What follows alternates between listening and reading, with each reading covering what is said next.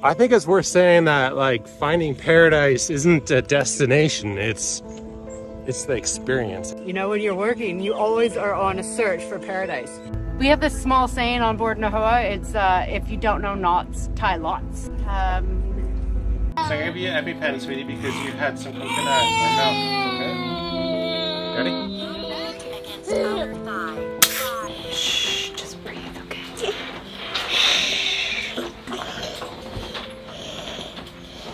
I'm Ben, that's Ashley. Together, we did the unimaginable. We sold everything and then set off on a mission to sail around the world. Civilization. See you later.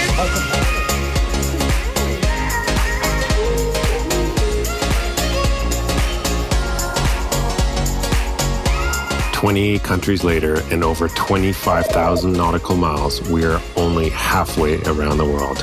I have no idea what's gonna happen. Subscribe to follow the adventure as we finish this lap. So we're ready to go. Everybody's ready to go. And Bodhi, I give him a little bit of water right before we're about to go because he's whining. We are not ready to go. We haven't done sunscreen. We haven't done life jackets or shoes or... It takes us about 2 hours to get off the boat. It's working on 40 minutes right now. I've been working on getting ready for 40 minutes. And Bodhi has gone and just soaked himself from head to toe. So he's soaked. What happened to you? Are you soaked? You're soaked. OMG. We've landed on this little island called Bodhi. There's no cars for tourists, only for commercial purposes. So it's bicycles. I mean, this place has the right vibe. I could see ourselves settling down here someday if we're not sailing anymore. This is the place. This is it. So when we started our blog back when we were still working, it was called Finding Paradise. Finding Our Paradise, because Finding Paradise I think was taken on the domain. So we had Finding Paradise for a long time. And that was always our quest. You know, when you're working, you always are on a search for paradise. And La Digue, it's pretty close to the ultimate paradise, I think. You can get pretty much anything you want on the island. There's a bit of a Rasta vibe. There's a cool farm. The thing with finding paradise is that there's little bits of paradise all over the world. And the other part of it is that your requirements for paradise as a human being change as you travel. So you may think that the desolate beach and the desolate island is the perfect piece of paradise, and it is. And then you've gone there and you spent some weeks there and you decide you want a different kind of paradise. Like a big city with restaurants.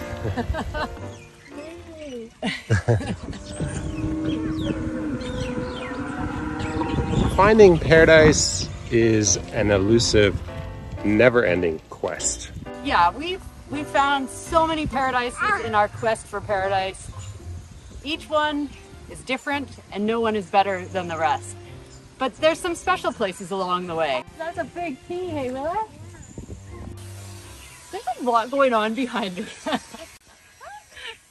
What we have to say is that we're just taking you along for a ride for the day in the life of Ben and Ashley as we find paradise once again.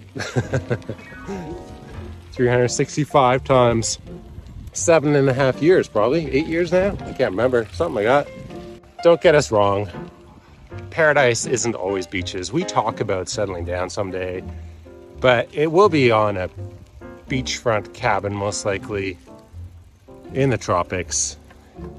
That's kind of our paradise dream. Yeah, but then our other paradise is the mountains. And then the other paradise would be like a bigger, faster boat. So, yeah, paradise is everywhere. Oh, that is smelly.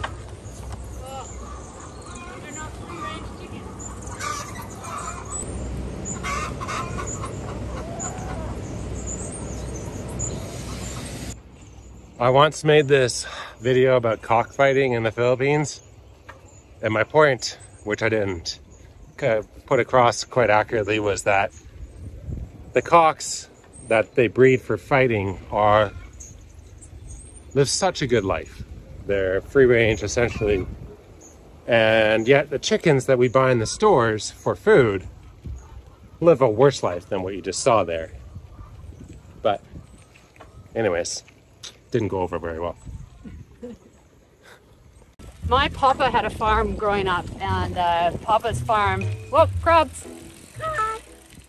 Papa's farm, on Papa's farm there was a chicken house. And we used to have to go help, I think we wanted to, but we'd go help Papa with chores.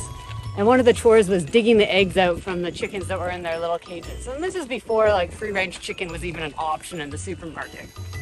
But man, it was gross. Like, it's chickens in coops and barns and things like that are nasty, nasty.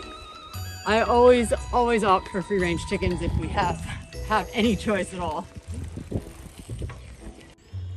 I think it's worth saying that, like, finding paradise isn't a destination, it's the experience. It's the constant travel for us is paradise. And it's ongoing, and it will continue to be ongoing until we're old. I think we arrived at the pig farm. Hold on, check this out. Whoa.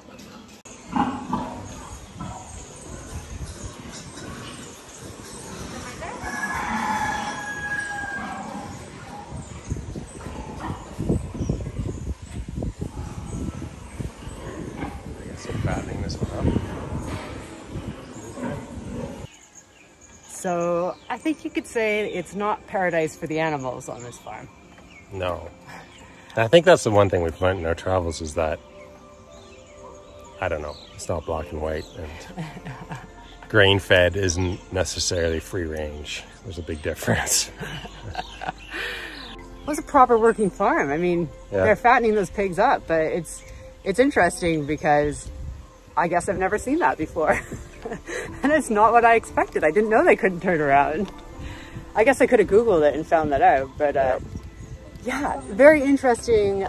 I guess it's not the idyllic thing that you expect of like this beautiful property here in the tropics and then these animals in small little cages, so. I think we can say that our philosophy that we've learnt while traveling is pretty simple.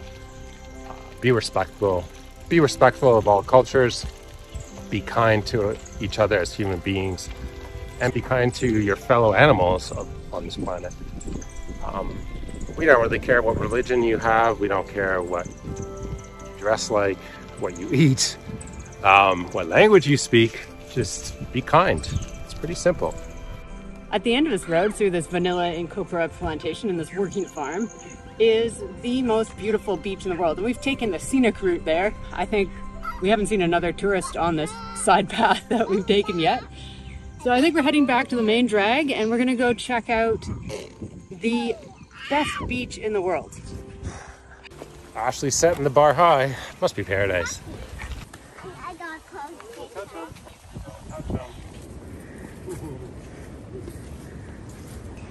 Kiss? It's a new thing, but it's an open mouth kiss.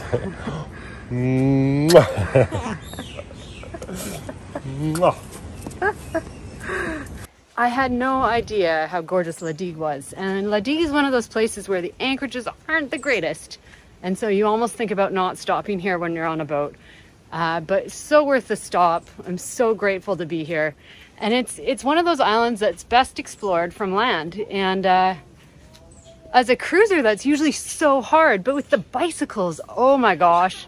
And we do have bicycles on board, much to Ben's distaste or dislike, because they're always malfunctioning because of the salt water on them. And he got rid of the baby seat because our boat's too damn small to hold a baby seat. So we have two bikes that don't really work.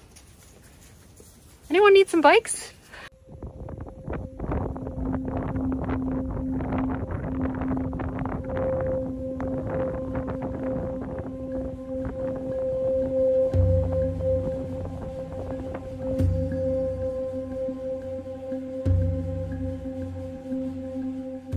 I'd say this is up there. It's a very unique beach. It's stunningly beautiful. In my opinion, this is top 10 beaches in the world. It's a stunner. Well, cheers. Check out the rust on this one. Okay. It's a good thing we carry. I wonder what it'll taste like now. So Willa's allergies continue. She just had a coconut allergy to a mango, was it mango pineapple drink? Yeah, we bought our juice at a reggae bar, but they don't clean the blender between drinks, and obviously there's like Coconut or milk in them. yeah, and it's bad. She's sneezing and coughing and And doing her thing, but it's not bad enough to give her an EpiPen. So I'm just gonna chill out here in the shade and watch some Peppa Pig. So we're just back at the dinghy. Everything's good. It's super easy here. Everyone's so friendly, and the dinghy is very safe.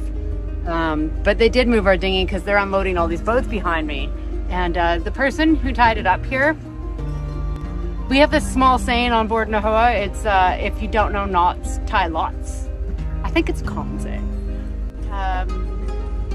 We're not really sure, but we're pretty sure they didn't want our dinghy floating away. It didn't go anywhere, did it? Yeah, man, they put in the effort. We were gonna go out for dinner, and now we're going back to the boat. Willa had an allergy attack. Little cross-contamination, we think, in a blender. We ordered her some juice, and the juice, we think, had some milk in it or something, like, from the blender. Good day. We had an amazing day in paradise. Found another paradise. And the anchorage looks full tonight. Whoa! The charter boats found us.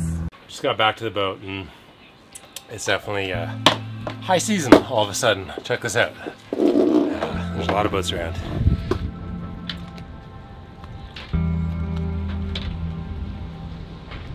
So I think we'll move just because Willa's still having an allergy, and we want to be able to go to Mahe, which is the main town, if her anaphylactic allergy gets worse tonight.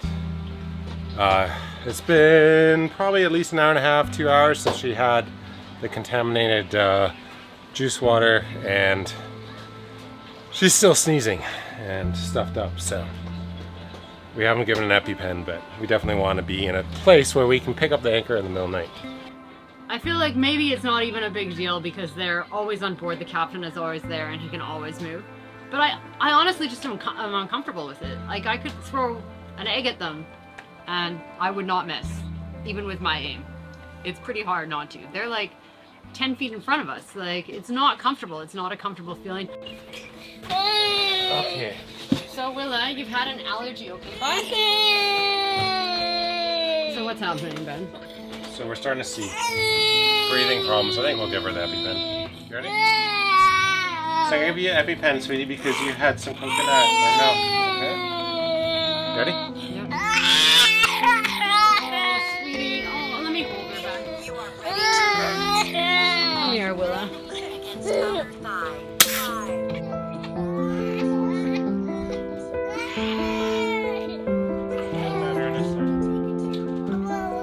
She can't breathe well. Yeah, it's starting to get into the chest, so it's getting worse. Slowly. That's a first, where it's slowly gotten worse. Like, usually it's instant. Maybe it's coconut. Shh, just breathe, okay? We're gonna listen to your breathing, okay? I'll turn it back up in a sec.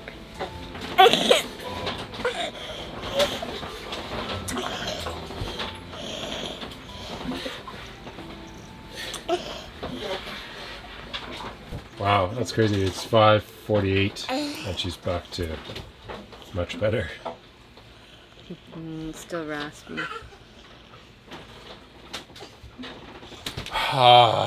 There you go, folks. Juice bar. You go to a juice bar, you ask if they have coconut or milk in their water, and you order a mango pineapple, mango banana, and you get an erection. And you know, it's crazy because you always kick yourself second, but I was looking at their juice things and they said juice, so I thought it would be fun, like juiced, but I didn't watch them make it, and it was probably in the same blender that they do the milkshakes. And I thought they were going to be doing it in a juicing machine type thing, so anyway. It's awful. You should see her face. Another beautiful day. Willa survived the night. She did fine after the EpiPen. We always keep her up for a few more hours of observation, as you're supposed to after you administer the EpiPen, because you could get another allergic reaction hours after you give the EpiPen. So she did fine. She's doing fine this morning. She watched a lot of the movie Frozen. We're gonna sail back to the main port here in the Seychelles because we want to get ready to leave the country to go to the Mayotte. And one of our viewers emailed me saying, I'm about ready to go sailing, start my big circumnavigation trip, but I'd like to know what spares you have so I can be prepared for my circumnavigation. And I've been thinking about this, and it's really hard to come up with a list of spares that everyone should have. But if you were to categorize it, you have your engine spares, your transmission spares, so your drivetrain, and then you have your rigging, which is your mast, your shrouds, your lines and ropes. And the rigging stuff is harder to find out here because it's specialized, whereas the engine parts you can find if you look hard enough, or you can get stuff made by welders and mechanics. Today what we're working on is our top car. This is called the car, this thing right here that holds the mainsail to the mast, and it slides up and down a track, and this top car is not going all the way up to the top of the mast. So we figure it's binding because it's worn away a bit too much. This is a spare that I had on board. I'm going to replace it with the one that's on there. That kind of answers the question: is carry stuff that you can't find out here, such as specific rigging stuff, or specific electrical stuff, say, or stuff that's specific to the boat. Bodhi, what are you doing out here?